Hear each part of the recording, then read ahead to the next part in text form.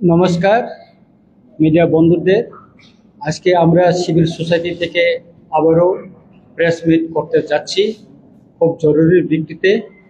আপনারা সবাই জানেন আগামী 13ই অক্টোবর 2025 আমরা সিভিল সোসাইটি থেকে 13 ঘন্টার বন আহ্বান করেছি 7 দফার দাবিতে। কিন্তু বিভিন্ন সমাজের বিভিন্ন অংশের সঙ্গে কথা বলে, সিভিল সোসাইটির লোকেদের সঙ্গে কথা বলে এবং অন্যান্য সমাজের বিভিন্ন যারা আমাদের বুদ্ধিজীবী মহল তাদের সঙ্গে কথা বলে আমরা তাদের অনুরোধকে আমরা রাখতে হয়েছে যে যাতে দেওয়ালির আগে অথবা কালী পূজার আগে ওনারা একটা অনুরোধ করেছেন আমাদেরকে, যাতে আপনারা বনটা আহ্বান না করেন, আমাদেরকে যাহা থেকে আসা যাওয়া বা পূজা পার্বণের এই সিজনে যারা আপনারা বন না করেন, এটা তাদের অনুরোধ রয়েছে যে আপনারা পূজার পরে ইয়ে করেন। তাই আমরা সিভিল সোসাইটির বিভিন্ন অংশের সঙ্গে আলোচনা করে আজ আমরা সিদ্ধান্ত নিয়েছি 13 তারিখ বনটা আগামী 23 তারিখ অক্টোবর 2025 12 ঘন্টা থেকে সেটা 24 ঘন্টা করা হয়েছে। ওই দিন ভোর 6টা থেকে পরের দিন ভোর 6টা পর্যন্ত বন চলবে। এর ভিতরে আমাদের যেটা ফায়ার সার্ভিস বা অ্যাম্বুলেন্স এই সমস্ত ইয়ে করা আছে। এখানে আমরা কেন বন দেখেছি তার একটা আমরা এখানে বিস্তারিত ব্যাখ্যা আমরা এখানে আপনাদের সামনে তুলে ধরেছি এবং এখানে কি কি কারণে দাবিগুলি আরেকটা আমরা এখানে যুক্ত করছি, সেটা হচ্ছে কি এটিতে এনএলএফটির সঙ্গে যে ত্রিপাক্ষিক একট যে হইল 4 সেপ্টেম্বর 2024 সেটাকে আমরা যুক্ত করেছি, কারণ এই সিভিল সোসাইটিতে আন্দোলনের সঙ্গে তারাও যুক্ত হইতে চায়, সেই জন্য তাদেরকেও আমরা যুক্ত করলাম। তাদের দাবিটা আমরা এখানে আমাদের এই আগের যে দাবিগুলির সঙ্গে যুক্ত করে দিয়েছি। সুতরাং আমরা সবার কাছে অনুরোধ করব যে আগামী 13 অক্টোবর পরিবর্তে 23 অক্টোবর সারা ত্রিপুরায় 24 ঘন্টার বন হবে এবং আমরা যে দাবিগুলি আমরা এখানে 8 দফা দাবি দিয়েছি তাদের ভিতরে রয়েছে আমরা যে সারা ত্রিপুরা ইলিগাল মাইগ্রেন্ট যে বিরুদ্ধে যে অপারেশন হওয়ার কথা, অ্যাডমিনিস্ট্রেটিভ অপারেশন হওয়ার কথা, সেটা এখনো করা হয়নি। ডিটেনশন ক্যাম্প তৈরি করা হয়নি, স্পেশাল টাস্ক ফোর্স একটা ডিস্ট্রিক্ট বাদে অন্যান্য করা হয়নি এবং ইনার লাইন পারমিট যেটা 1993 সনে এটিটিএফের সঙ্গে চুক্তি হয়েছিল সেটা এখনো কার্যকরী হয়নি। তারপরে ত্রিপাক্ষিক একট, ত্রিপাশা একট বা এই একটটাও কার্যকরী হয়নি। তারপরে রোমান স্ক্রিপ্ট ককবরক ল্যাঙ্গুয়েজের জন্য এটা সরকারিভাবে ঘোষণা করা এবং শিডিউল কাস্ট শিডিউল ট্রাইব যেগুলি ফেক সার্টিফিকেট যে নিয়ে যারা চাকরি করছেন বা বিভিন্ন সরকারি সুবিধা নিচ্ছেন সেটা বাতিল করা এবং 8 নম্বর হচ্ছে ত্রিপাক্ষিক এগ্রিমেন্ট যে এটিটিএফ এবং এনএলএফের সঙ্গে 4 সেপ্টেম্বর এই দাবিকে নিয়ে আমরা বন্ধ করতে যাচ্ছি। আমরা পিকেটিং আগরতলা সহ সারা ত্রিপুরায় আমরা বসবো এবং ইতিমধ্যে আমাদের ছিল ওই যে 13 তারিখের জন্য আমরা প্রিপারেশন নিয়েছি এবং আমরা বিভিন্ন রাজনৈতিক দলকেও অনুরোধ করব যাতে আমাদের এই যে সাংবিধানিক যে অধিকার যে দাবি নিয়ে আমরা আন্দোলন করছি সিভিল সোসাইটি থেকে, তারা যেন এটা নিয়ে সামিল হয়, তারা যেন এটাতে তাদের সলিডারিটি জানায়, সেটা আমাদের অনুরোধ রইল। এখন আমাদের এক্স প্রিন্সিপাল হচ্ছে এডিসি সিভিল সোসাইটি থেকে, উনি একটু বলবেন।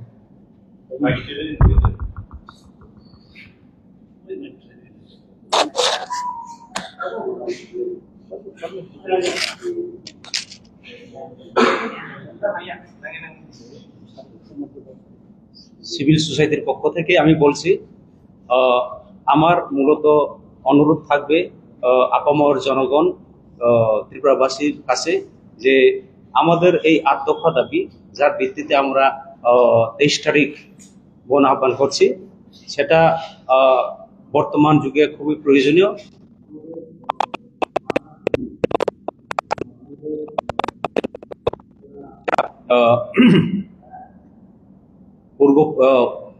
উত্তর পুরুষ যারা আসবে তাদের সুবিধা করে দেওয়ার জন্য, এই ত্রিপুরা রাজ্যে সঠিকভাবে বসবাস করার জন্য এই দাবিগুলো অত্যন্ত প্রয়োজন। আমাদের মাননীয় এমএলএ যিনি বলেছেন সে সম্পর্কে আমি মনে করব ত্রিপুরাবাসী সেটাকে সহমত পোষণ করবেন এবং এটার প্রয়োজনীয়তা অনুভব করে 23 তারিখ আমাদের আহ্বানে সাড়া দিয়ে আমাদের সঙ্গে সামিল হবেন, এই আহ্বানটাই থাকবে।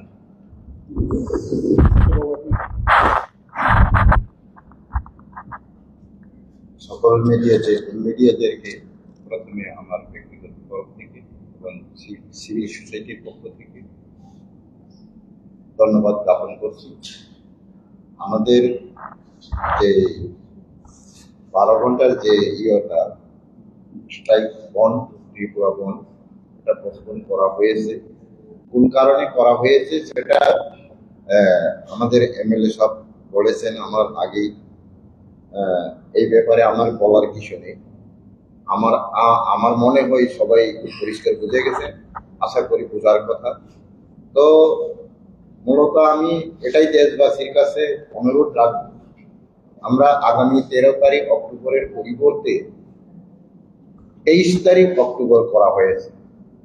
তো এই বন্ধ কেন করা হয়েছে আপনারা সবাই জানেন, ত্রিপুরাবাসী জানেন, ভারতবাসীরা সবাই জানেন। ভারতবর্ষে এত করাপশনের পিছনে মূল কারণ হচ্ছে অবৈধ অনুপ্রবেশকারী। এই অবৈধ অনুপ্রবেশকারী যতদিন পর্যন্ত সমস্যার সমাধান না হয় ততদিন পর্যন্ত ত্রিপুরাবাসী এবং ভারতবাসীর ভবিষ্যৎ অস্তিত্ব কোনো গ্যারান্টি নেই। কাজেই আগামী প্রজন্মের ভারতবাসী এবং ত্রিপুরাবাসীদের, কি বাঙালি, কি মুসলিম, কি ত্রিপুরী, যারা জেনুইন ত্রিপুরাবাসী অথবা জেনুইন ভারতবাসী, তাদের ভবিষ্যৎ অস্তিত্বের প্রশ্নেই এই অবৈধ অনুপ্রবেশকারী ইস্যুটা সবচেয়ে বেশি গুরুত্বপূর্ণ হয়েছে। কাজেই আমি জেনুইন অথবা অরিজিনাল লিগেলি ত্রিপুরার নাগরিক এবং ভারতবাসী, কি বাঙালি, কি মুসলিম, কি ত্রিপুরী, জাতি ধর্ম নির্বিশেষে আগামী 23 তারিখের যে 24 ঘন্টার বন্ধ সাফল্য করবেন এবং আগামী প্রজন্মের ভবিষ্যৎ নিরাপত্তার গ্যারান্টি নিশ্চিত করার এই আন্দোলনে সবাই সামিল হবেন। কেউ পিছিয়ে যাবেন না। জাতি ভেদাভেদের প্রশ্ন উঠে না। আমরা বলবো না এখানে সব বাঙালি বাংলাদেশি, সব ত্রিপুরী বাংলাদেশি, সব রিয়াংরাই বাংলাদেশি। গতকাল শুনেছি হতাগিরি মঞ্চে মাননীয় ত্রিপুরার চিফ মিনিস্টার বলেছিলেন এখানে রিয়াংরাও নাকি যে বাংলাদেশ থেকে এসেছে। আমি ওনাকে প্রশ্ন করতে চাই, ত্রিপুরায় বাংলাদেশ থেকে রিয়াংয়ের আগমন কত সালে হয়েছিল একটা ঐতিহাসিক প্রমাণের দরকার অথবা প্রয়োজন মনে করি।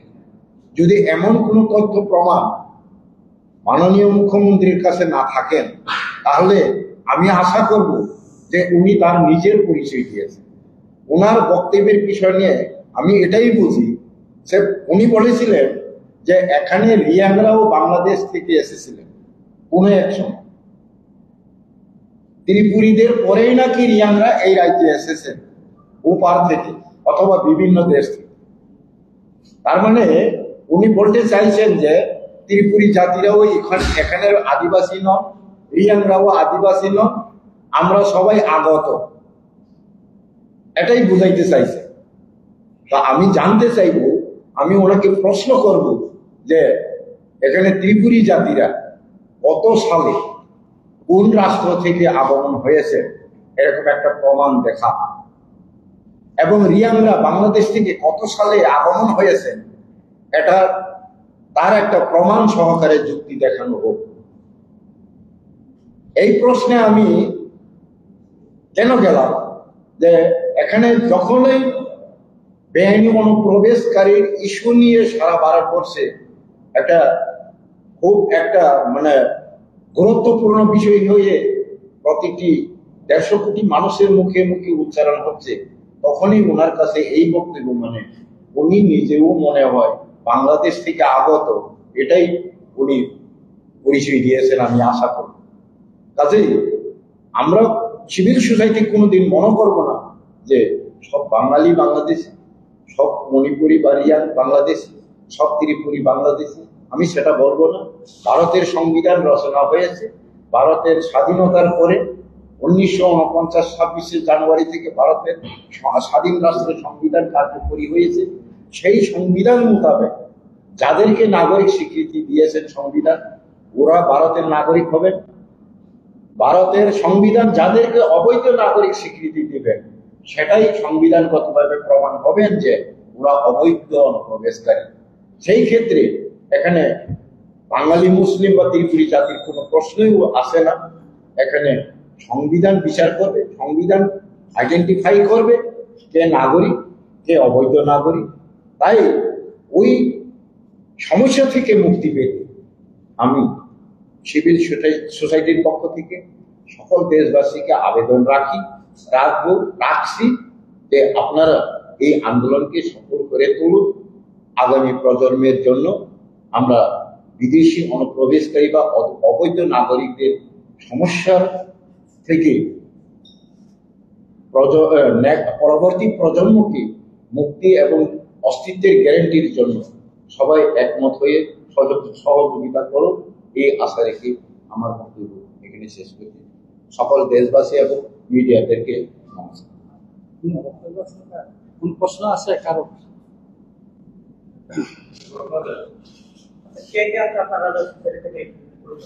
উনি টিপিএফ যে ত্রিপুরা পিপলস ফ্রন্ট থেকে পাতালপিন্ডার, উনি ভাইস প্রেসিডেন্ট ছিলেন। উনি আমাদের সিভিল সোসাইটি ওনার চিত্র দেববর্মা। তারপর উনি TCS officer, senior citizen, TCS officer, principal officer, তৃতীয় এডিসি ছিলেন। উনি আপনি রিটায়ার, উনি আছেন অমরদীপ দেববর্মা, চিত্তর দেববর্মা। উনি এটিপিএফ এর চিফ অফ আর্মি স্টাফ ছিলেন, উনি এখানে আছেন। তারপর অসিত দাস, উনি সিভিল সোসাইটি থেকে আছেন, সোশ্যাল ওয়ার্কার। তারপরে আশিরাম রিয়া, উনি আছেন, উনিও থেকে ত্রিপুরা মথার থেকে একটা সিভিল সোসাইটি থেকে আছেন। উনি এখানে সবাই বসছেন। আর আমার পরিচিত আর দিতে হবে না, সবাই জানে। আপনাদের যে দাবিগুলো আছে সেই দাবিগুলোর ভিতরে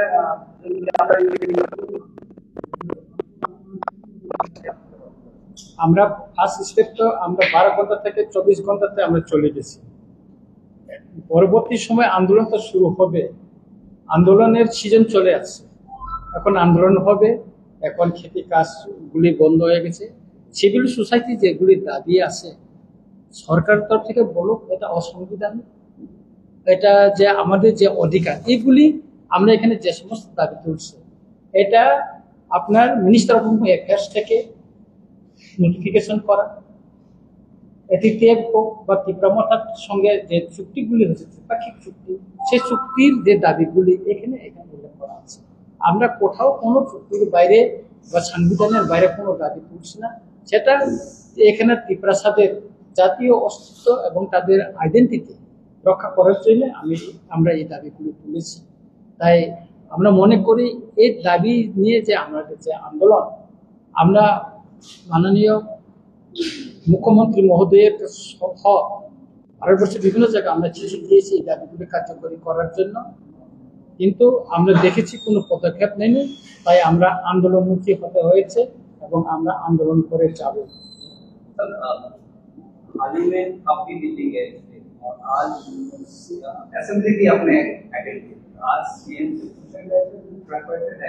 this is part of your tripartite agreement जो बना था, उसको जो सफाई दिया जाए असेंबली में टू इम्प्लीमेंट हुआ या इसका जो मांग है कि तो समझ से इम्प्लीमेंट नहीं हुआ है, उसको लेके आपका क्या reaction? Are you satisfied with जो असेंबली में दिया गया है? ये इसके बारे में चीफ मिनिस्टर ने बोला, जब मिनिस्टर की तरफ से, होम मिनिस्टर की तरफ से 2024-31 दिसंबर तक उनका जो बाहर का लोग आया है, उनका त्रिपुरा को इंडिया में सिटीजनशिप देने के लिए रखने के लिए।